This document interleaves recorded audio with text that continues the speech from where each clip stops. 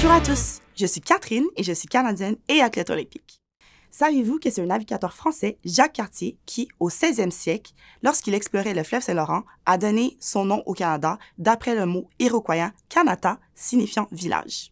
Deuxième pays le plus vaste au monde, après la Russie, le Canada possède une population guère supérieure à la moitié de la France. Les grands espaces canadiens offrent une variété de paysages à couper le souffle, des chutes Niagara aux érables, l'emblème national.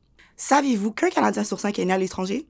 L'immigration est une partie fondamentale de leur identité, ce qui explique pourquoi le multiculturalisme est au cœur de la société canadienne avec plus de 200 nationalités représentées dans le pays. Les langues officielles du Canada sont l'anglais, parlé par 75% de la population, et le français, parlé par 25%. De plus, 17% de la population est bilingue. Un conseil, demandez systématiquement aux anglophones de quel pays ils viennent. Sans généraliser, les Canadiens anglophones ont un accent un peu moins fort que les Américains. Et il emploie l'expression « est » assez souvent, ce qui caractérise le phrasé. Les Canadiens sont assez sensibles sur ce sujet, ils n'aiment pas être confondus avec leurs voisins du Sud. Ottawa est la capitale politique du Canada. Toronto, Montréal, Vancouver, Calgary, Québec sont également des villes très dynamiques. Les Canadiens aiment voyager en France, même si seulement 70% de la population détient un passeport.